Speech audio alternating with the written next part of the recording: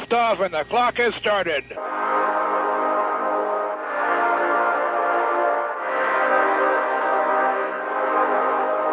Welcome to episode 9 of the Tesla Time Podcast, the UK Tesla Unofficial Podcast. I'm your host, Joe Winter, and on this week's show, we talk AI and Dojo supercomputers. Elon speaks to UK Tesla owners. The Tesla app gets a much-needed fresh lick of paint, and more details have been revealed about the yet-to-be-announced Tesla Model 2, I think we should call it. Not too sure. Along with much, much more. Stick with me because it's that time again. It's Tesla time. Tesla time indeed. You join me on, Friday the 6th of July as we unwind from all the fallings out from the Tesla earnings call last week. Analysis and clips of that call can be heard in episode 8 of this podcast. However, the news does not stop. And actually, that's the great thing about covering Tesla is material is not in short supply. The news just keeps flowing. So lots to get through this week. Let's kick off with some headlines. In fact, let me hit you with some quick fire headlines. Usually I do this if these stories are either in their infancy and more details still to come, or they're kind of sectioned under rumour and hearsay. So let's rattle through some of these and then we'll get into the meat of the show. So the first headline is that there is a Tesla software update. And what I mean by that is we have seen a large software update rolling out across the fleet. Certainly I'm seeing it over here in the UK. I know it's also rolling out in North America. It's probably a bit further ahead in North America, actually. And of course, all the other regions. If this isn't currently available in my car, but I am, I keep kind of closing the app and opening it again in the hope that it will be. But anyway, this software update includes the following. First and foremost, Disney Plus will now be available within the theatre section of our cars. Incredible. Disney Plus has become, as we all know, a huge streaming platform, and it's now going to be in our Teslas, which is just awesome. Car wash mode is a new feature within the car. Now, I say new feature, I should be careful here. This is what you put this under kind of a convenience feature. So it's not adding anything, but what it's doing is it's kind of a shortcut to a bunch of things that you would want to happen before your car gets clean. So the mode, so when you enable the mode, either through the service section or obviously voice control, what it will do is it will close the windows, it will lock the charge port, it will disable the windshield wipers, it will disable Sentry mode, the doors will lock, the parking sensor chimes will switch off. So nice feature to have. I actually did have my car clean the other day, and I had so many Sentry mode notifications when I got back. So it's nice to see that you won't have to think about disabling and enabling all the right things. You can just hit the voice command and the car will do it all for you. So that's a great convenience feature. Right, next up, Mirror Auto Dim is part of this software update. So for Teslas with auto dimming side mirrors, which to be fair is probably like 95% of them, you now have the option to enable or I should say disable this feature. I don't really know why you might want to disable it, but if you do, you now can, which is really cool. Other little stuff included in the update, things like dashcam footage will now save automatically if you're involved in some sort of incident. That way you don't have to remember to save your footage if there's, stuff going on in and around the vehicle. The battery percentage versus mileage can be switched between a lot easier. So what you can do now, once you've had the update, is just tap the battery symbol at the top of the display and it will switch between percentage and mileage, which is cool. Improvements to Wi-Fi hotspots whilst driving have been added. More details can be found on tesla.com, by the way. And 3 more languages have been added: Hungarian, Romanian, and Russian. So some cool stuff there. It's been a little while since we saw a proper software update in our cars. I think most Tesla owners listening to this they'll get like the odd few updates every, I don't know, an update a month or something, and it'll just be a little bug fix or improvement to something or other, but it won't be anything major. So it's nice to get a little major one. That is cool. I know people do complain quite a lot in the forums and online about the updates in our cars and the things that it does and doesn't have. But I guess you've just got to try and think back to before you were a Tesla owner. This stuff doesn't exist anywhere else.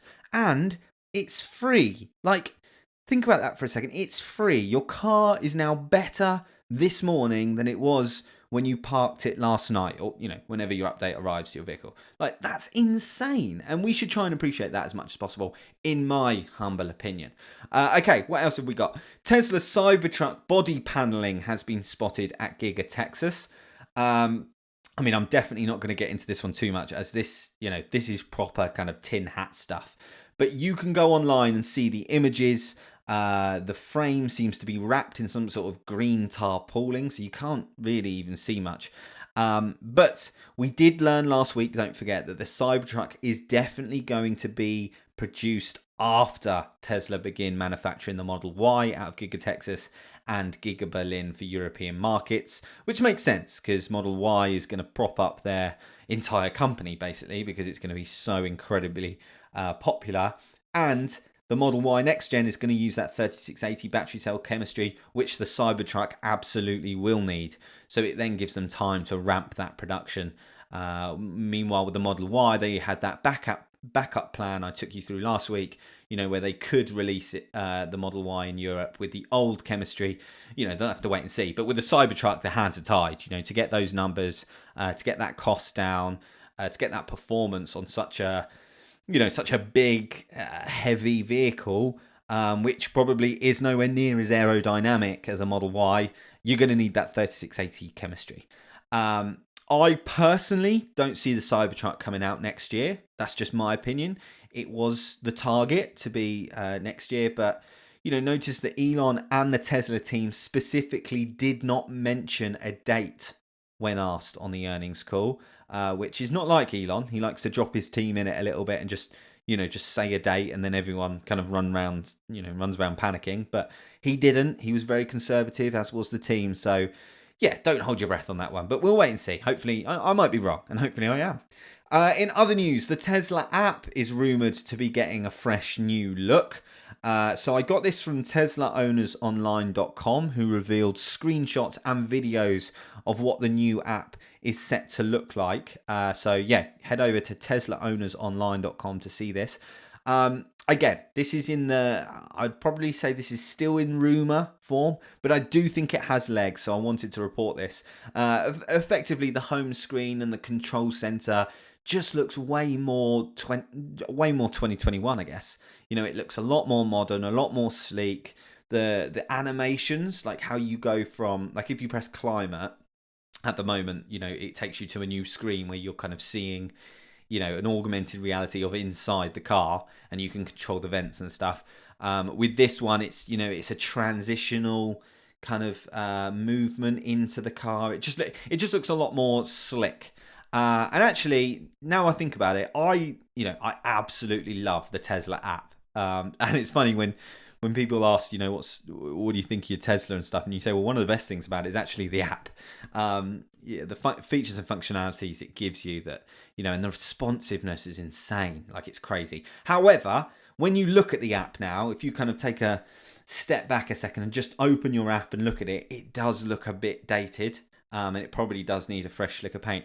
The other thing that's really important here, which is why I think this is probably going to happen very soon, is don't forget Elon said on the earnings call about opening up the superchargers to other EV manufacturers, which will mean that non-Tesla owners will be downloading the Tesla app so that they can charge, right?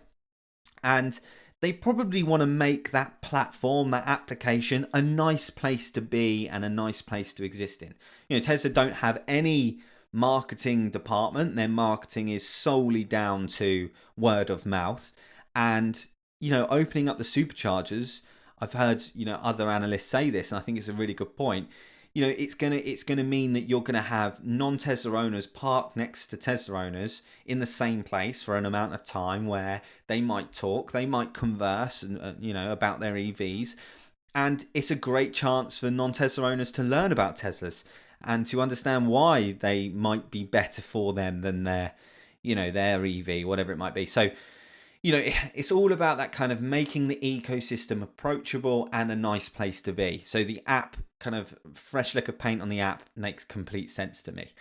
Anyway, right, let's jump into the meat of the show and the big headlines. An interesting one this week. We have in the UK a Tesla owners club, right? Where UK owners of Teslas can get together and share information about their cars and, share news, rumours, gossip, ask questions, etc., etc. Now, the club president is a guy called Will Feely, and Will was able to secure an email exchange with Mr. Elon Musk this week. And basically, off the back of the exchange, it boils down to the fact that there's good news and there's bad news. So the first thing that Will was able to raise was there's a general sentiment within the UK right now that it feels a little bit like Tesla has forgotten about the UK. If you kind of put supercharging and servicing to one side, which we are seeing an increase of, and we have to recognise that, as Elon's number one country for 2021 sales in Europe, we still cannot even put down a £100 reservation for the long-anticipated Model Y.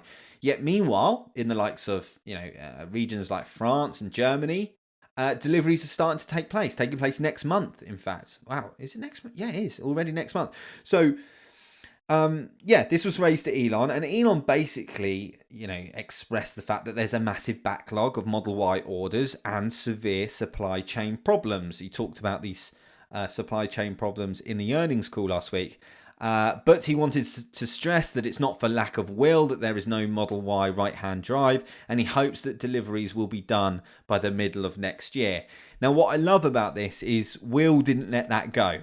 Will is happy to be candid to even the CEO of Tesla, and basically said to Elon that that's frankly not good enough. He explained about other competing vehicles that are available in the UK right now, several of which with features that are superior to Tesla's offerings. Things like being able to charge external devices, provide power to external devices through the charge port. Things like foot sensors to open the boot for the US people chunk. Carbon offsetting the manufacturing before purchase, and vastly superior matrix LED headlights, which any new Tesla Model 3 owner, you have matrix LED headlights. They're just not very smart at the moment, and that might be a software update. But anyway, he also expressed the fact that Hong Kong, who drive right-hand drive, they're a right-hand drive market, are supposed to be getting deliveries of the Model Y in September. So fair play to Will. You have to go through a lot of steps to get time with Elon. And then, to not just bow down to Elon, to stand up for effectively the UK. Absolutely amazing work from Will. The other thing that we'll talk to Elon a little bit about is the fact that we'd like to see British English language within our cars. So at the moment we use English, which is a US English, and any US listeners, you guys do weird like you put Z's in places I would we'd never dream of putting Z's in. Anyway, or Z's, I should say. And sure enough, the good news is Elon understood the concern and frustration here and has said that he will get it done. So, that's awesome. Will might one day get into his car and see the update of British English and think, I played a part in driving that to the market, which is awesome. So a massive shout out to Will for his incredible work that he's not only done here, but that he does for the wider UK Tesla community. The time and effort he puts in to run this club is staggering. And to a person, everyone in the group super appreciates his hard work. So thank you, Will.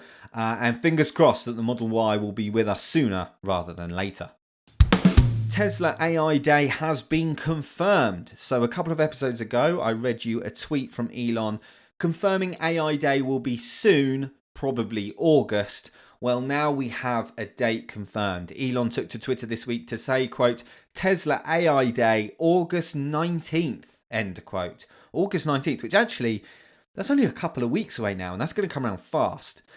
Which is great. So what can we expect from AI Day? Well, of course, we must, or at least should, be getting a detailed progress update on the rollout of full self-driving, and potentially even, don't forget, the Robo taxi scheme, which was meant to be fully rolled out by the end of 2020 at one point. Elon set that timeline. We are now halfway through 2021, and I still feel like we are miles away from Robo taxi scheme. But anyway, by the way, for those not aware, the Robo taxi project would basically mean that your car would act as a taxi when you are not using it. So, for example, humour me here, you're driving a fully autonomous vehicle, you get home from work, you go to bed that evening, and your car wakes up and goes out and taxis people around your local area without you in it. So you are effectively earning money whilst you sleep, which, that's the perfect job.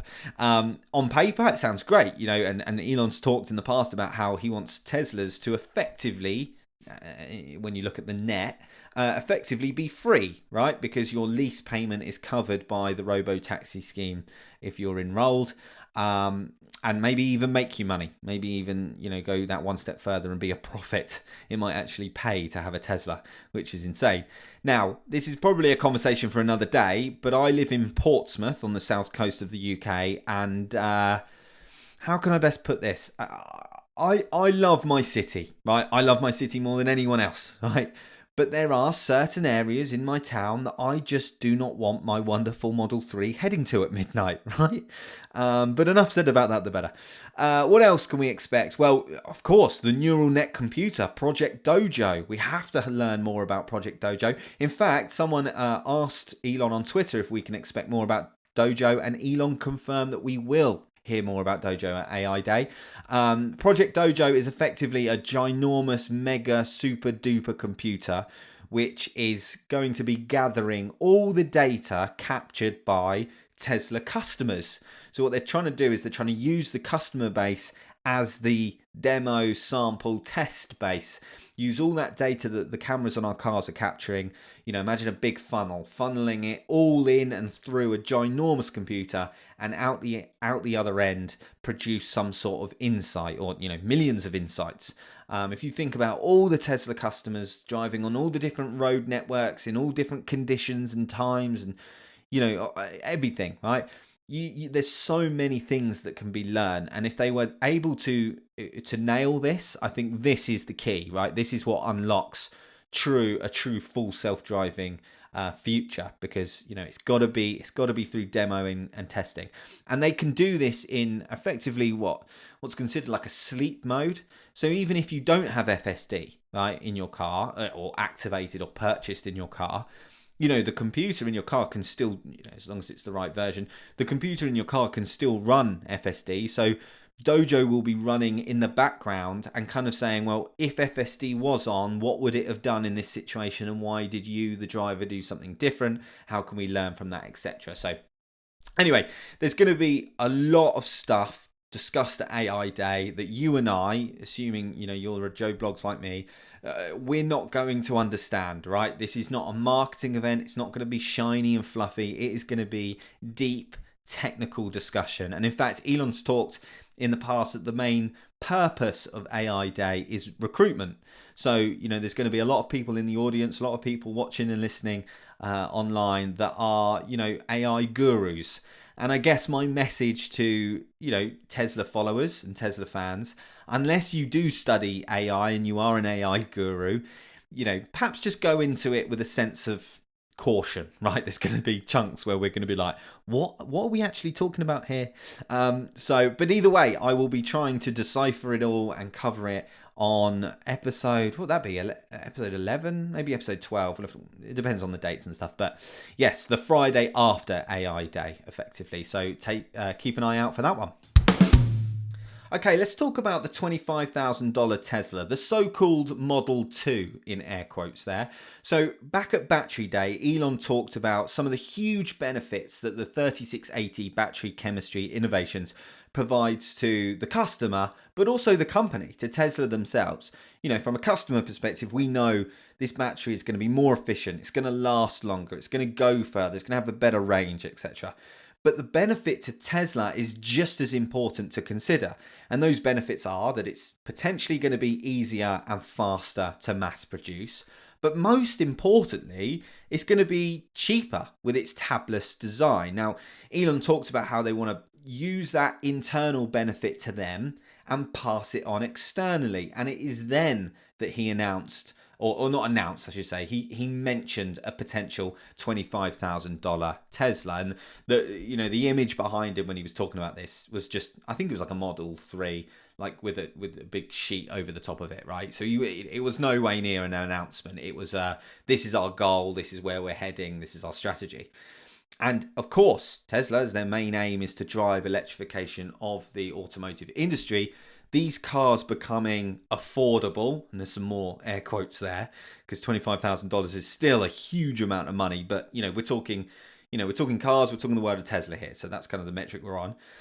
Well, anyway, recently there's been some interesting rumblings going on. So the first one to point out, if I take you back to January, right, documents were being leaked around Giga Shanghai, and these documents shared, these are internal Tesla documents, shared that they were planning to produce the so-called Model 2 out of that factory, which, makes sense. It's a ginormous site.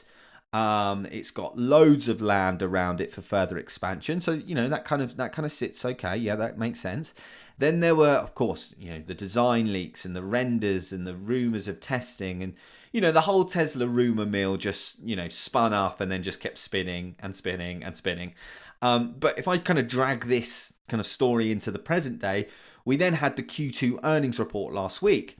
And in the earnings report, what was interesting that I noticed was that the Semi, the Cybertruck and the Roadster are all labelled as in development. And of course, we know a fair bit about those vehicles. We've seen all three in prototype form. We hear, more features and functionalities of those cars, details around that Elon tweets about, almost on a weekly basis, monthly basis for most of them. Now, underneath those three vehicles on this table was something called, quote, future product. Now, this is the worst kept secret ever, don't get me wrong, and we know that this is that so-called Model 2 I'm discussing here. The name isn't confirmed, by the way. But the fact that this wasn't labelled as, and it had the same label, right? So it was also under the label of in development. Now, the fact that it wasn't labelled as in design or in early stage or whatever, to me, the fact that it shares the same status as Cybertruck, Semi and Roadster, that suggests to me that we might be further down the line than we think.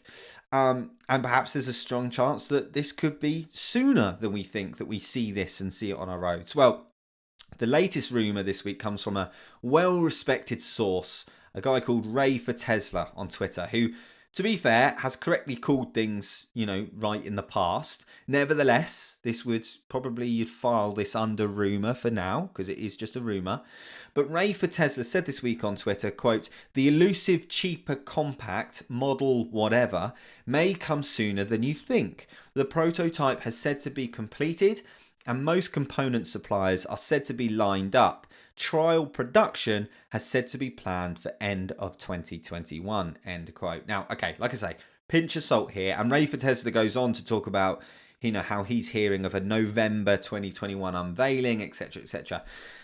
But when you kind of follow Tesla like me, what I find really cool here is, the community is so focused and so head down on, when's the Model Y coming out in Europe, and wow, look how fast this new shiny Model S Plaid product is. And oh my God, the Cybertruck, it looks so weird.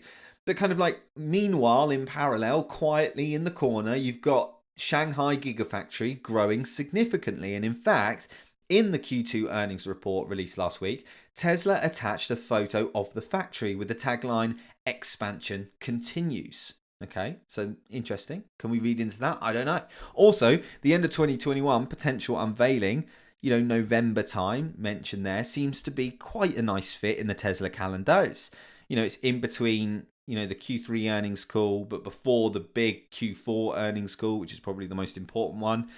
It kind of gives Tesla a nice stopgap between AI Day, obviously in a couple of weeks' time, and the end of the year. I don't know. It just that kind of feels around the right time. If you look back at the history of product unveilings, that kind of sits, okay.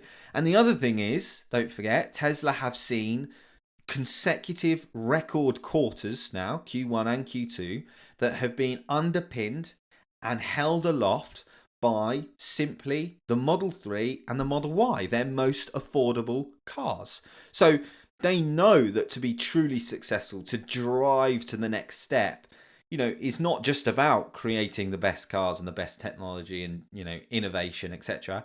But it's also about investing in that lower end of the market to build that foundation of business. And for me personally, this car is the one that I'm most excited about. This car changes the game for me. If you think of the future, right, once the Model 2 starts, falling into the second-hand market, right? By then we're living in a predominantly EV world, you'd hope. And you think if that's a $25,000, brand new car, obviously the second-hand market right now is all over the place. But, once EVs are kind of more popular and more, they're just around more, that $25,000 brand new car is going to be what? I don't know, $18,000, in the second-hand market. That changes everything. So, listen, we'll have to wait and see. It's an exciting time to be a Tesla fan, I think, with details around new cars releasing all the time, AI Day and FSD rolling out, and yet to be announced vehicles on the horizon.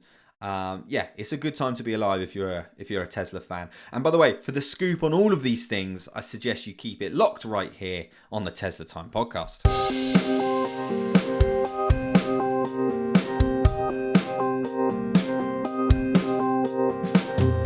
That about does it for this week's episode of the Tesla Time Podcast. Thank you so much for listening. Thank you to those of you that have emailed into the show with your support. I really do appreciate it. Couple of shout outs here. Mark from Woking and John. John actually hasn't put his John hasn't put his location. But Mark and John, thank you so much for your comments around my coverage of the Q2 earnings call. It was a pleasure to do, and I really enjoyed it. So roll on next quarter when we'll be doing it again. If you want to be part of the show, as in actually feature on the show, perhaps you have a Tesla-related question, comment, discussion topic, rumour, whatever it might be, all you have to do is record your voice on your phone, laptop, tablet, PC, whatever, and email that recording to teslatimepodcast@gmail.com, and you can be on the show. It'll be great to hear from you. Thank you so much for listening. Roll on next week when we're in episode 10, double digits. I'm loving doing the show. It's great to hear that you guys out there are enjoying it as well. Thank you so much. Until next time, stay safe, everyone. Peace.